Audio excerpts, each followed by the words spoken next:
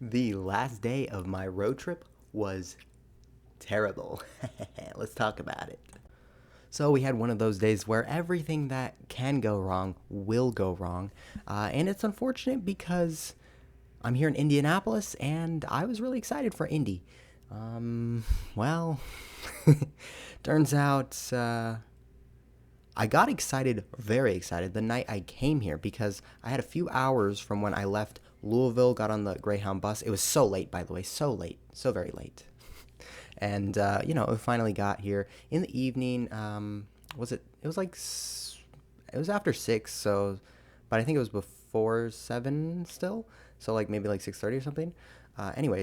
We walked around downtown. We saw the huge monument circle with the soldiers and sailors monument, which is like the main site, I guess you could say, in Indianapolis. And that was amazing. It was so cool. And then you literally just walk north a few blocks and you're just bombarded with monuments, museums. We're talking like Vietnam War, Korean War, um, all these sort of memorials and all that sort of thing for war and to respect, to our soldiers, our fallen soldiers, and I guess our living ones too. And that's something pretty cool about Indy is that a lot of respect, especially to firefighters, because I mean we'll talk about that in a second. But I went to the firefighter museum, Indianapolis Firefighter Museum. But this was so cool. I was walking down, and it seemed like just a huge green space with these memorials here and there and monuments commemorating these events. And then it all went south. And what happened the next day will shock you, or maybe not. It's just a bad day. It was just like the worst day. And I want to compare it kind of to my experience 2 years ago when I went to Kansas. The only difference, well, I think there's many differences, but the difference there is that Kansas was intentionally trying to throw and destroy me, whereas I believe Indianapolis did not try to. It just happened to be that way. And this is coming from someone who literally was in Cincinnati when it was like crazy wind and pouring, and this was much worse because that was just disappointing. But this was just not infuriating, but it was something like that. I don't usually get mad or anything, so I wouldn't call it that, but I would call it bad. I guess as a very simple three-letter word to describe that. So what happened actually? Well, it started like a fine day. I used the My Key app to put $5, which the minimum you can do is $5. You can only do increments of $5. I didn't need $5. The most I could possibly need for the bus was $4. And Indianapolis does have rapid transit, so that and they have improvements coming along the way. If you look at their website for their transportation, it got me like excited because I even knew about this way back when I was moving to Detroit. When I was looking at places to move, Indianapolis was one of the four choices I had, along with Pittsburgh, Philadelphia, Detroit, and Indianapolis. So those four were my options, and I was looking at Indianapolis, and I was like, yeah, that's some good public transportation. They literally say they're improving it, and we'll see how it's come along as the years go by. But that's beside the point because I talk about the app, but that's just short foreshadowing for later on in the day when I actually do get on the bus. And the first thing I do is go to the Benjamin Harrison Presidential House. Okay, and I already went to the William Howard Taft House in Cincinnati, which was really cool, and it was free.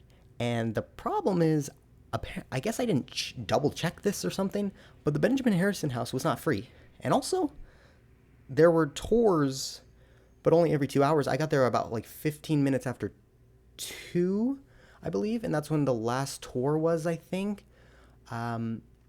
So even if I had paid, which I did not see it. I went there and I was like, oh, well, wait, I'm confused. And their visitor center, it was like a barn, but there was no doors or windows. So I don't know if it was just a wall and then it said you visit like right in front with whoever's your tour guide or something, or if you can go inside, because I was just confused. So I walked around. I mean, I all I did was get a picture of it really, and I was like, okay, well, what am I supposed to do now? And that part wasn't Indy's fault, not at all. No, um, that part was I'll take the blame for that one. But what happened next? Actually, before I say that, I will say the Greyhound bus station gets off. You get off. It's a good one, by the way. It's a good one. Unlike some of the previous cities I've been to on this trip. Peyton Manning, all-time great Indianapolis Colts NFL player. He has a statue out in front of Lucas Oil Stadium, which is, I keep pointing over here. Yeah, it's like, I think it's, I don't know, it's right next to wherever I'm at right now, which is the Holiday Inn Express. And the bus station is right across the street from Lucas Oil Stadium. So that's really cool. I was excited. Being so excited, I was like, Lucas Oil Stadium, like, this is, like, really cool. I grew up being a fan of the Indianapolis Colts and Peyton Manning in the 2007 Super Bowl, throwing the bombs and that stuff. No, that was like the first NFL game I remember watching, and they became my favorite team, and they eventually won that Super Bowl, and then years after, but. So I was so excited seeing Lucas Oil Stadium, all that sort of thing, downtown, and then today let's continue on with the story, which is where did I go after the Benjamin Harrison Museum or house? Well, I walked about 20 minutes to the Indianapolis Firefighter Museum because I was like, okay, maybe is there another museum that I can see that's free maybe? And I go here and I go inside. There's a room with like two old fire engines, and there's some more like firefighter trinkets.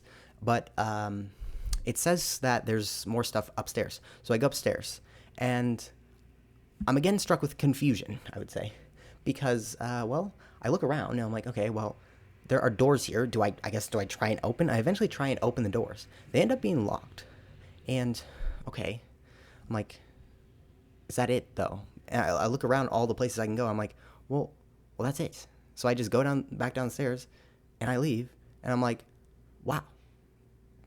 I was literally in there for like 10 minutes. 5 minutes was just looking around, searching for where to go next, and the other 5 minutes was like in that first room, and I was like, wow, I don't know what to think of that. Like, that was not worth it for me. And maybe this is wrong. I think if you are a fan of firefighters, or like just like that sort of field, then yeah, you can find some cool things in there. But I came out of there and I'm like, I didn't learn anything. And I thought maybe I would learn something about like the Great Fire of Indianapolis, like because there's always like a Great Fire of Chicago, Detroit, all these sort of things, New York and whatnot. So I guess I just like, well, wow. I guess move on to the next thing. Like, I don't know what to say about it.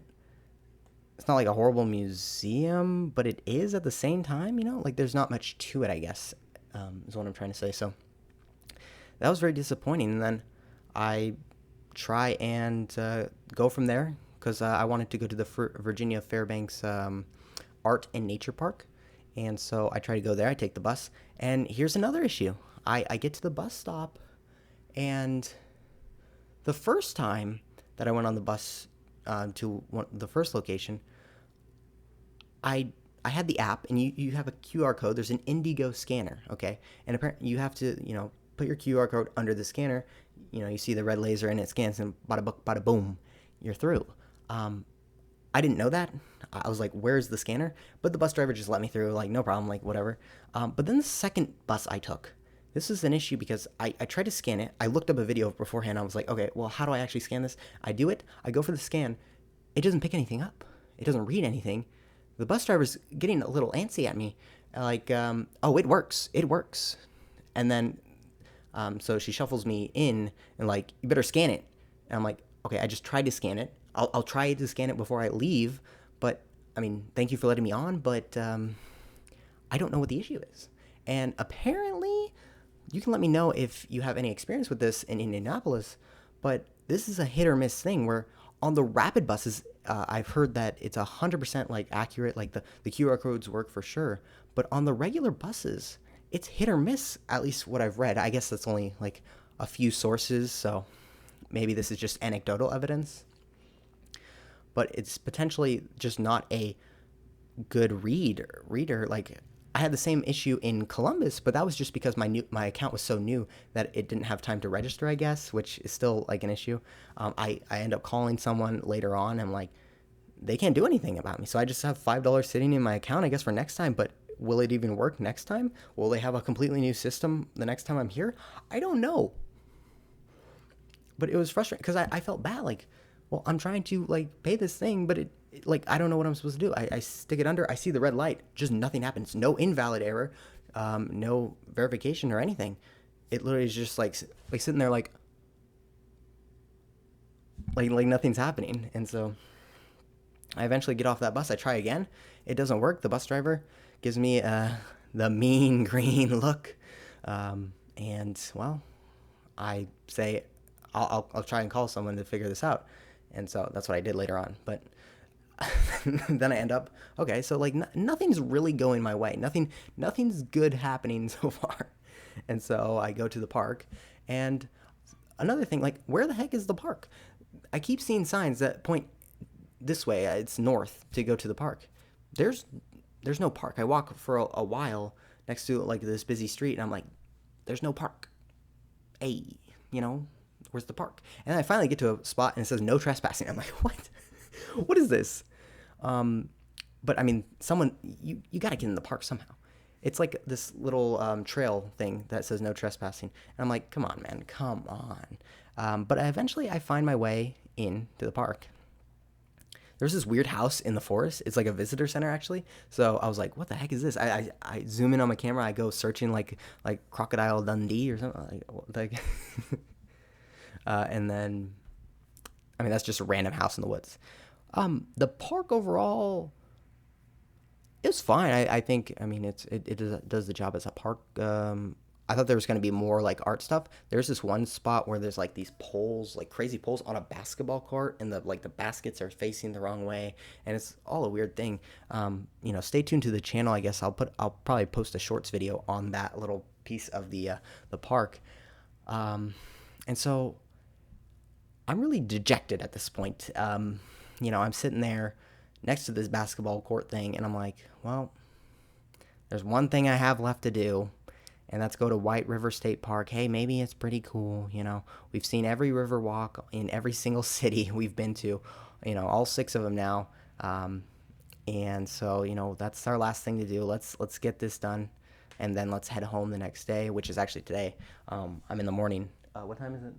Okay, I gotta go pretty soon, so I'll wrap this up in about a couple of minutes here. But I did get to ride a bike. Although the bike share program, this one is called Pacer, or My Pacer, because the Indiana Pacers. But the bike programs are usually like pretty over expensive, just based on like versus the bus, like it's way expensive. But I did want to do it in, I believe I wanted to do it in Columbus. But I eventually got to do it in Indianapolis. So the first time I actually used them, it was pretty good. The bike was like pretty rough, especially on the bumpy parts. Like it could not handle it. Not like my bike at home, the fat tire can go like raw,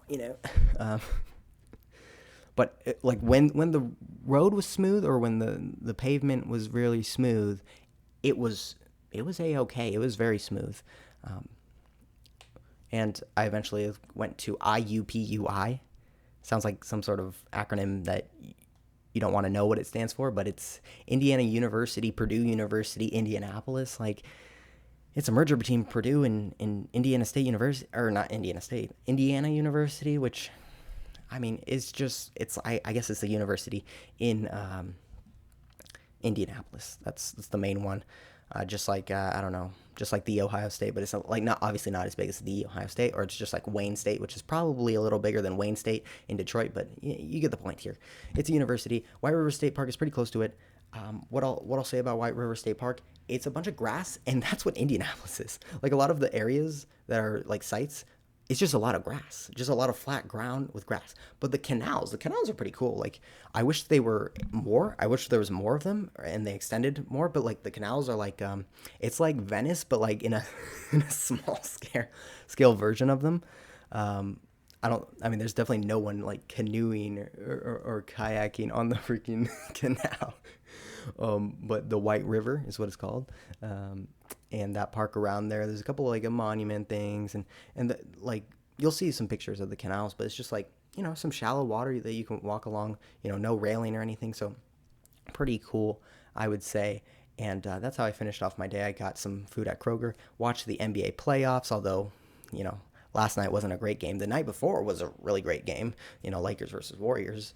Um, but overall, I guess I'll have to sum up all my thoughts on all these cities and rank, which one has the best downtown, which one has the best Riverwalk, which one has the best neighborhoods, which one has the best museums, and sort of that sort of thing. So that's what I want to do.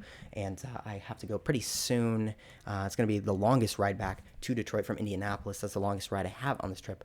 And be sure to stay tuned, hit the thumbs up. Well, I think we'll be talking more about these cities that I visited, going a little bit more in depth, expanding from just Detroit to, talk a little bit here and there about other cities, other projects, other things happening around the country, and maybe even the world, or maybe just North America, because I'm interested in Canada and Mexico, probably more than other places, and like they're really close, obviously. United States, Midwest, that's where we were today. Spring road trip 2023. My final thoughts, I don't know. Maybe I'll do like a stream at some point to recap it all, but I don't know, man. I'm just rambling at this point. I gotta go pretty soon. Please subscribe if you enjoyed, and I will keep rambling until this video ends. You never know when it's gonna end. It could end at any point right now, and I've got an apple, actually. That's pretty cool. Oh, una manzana, you know what I'm saying? Like agua. You want some agua?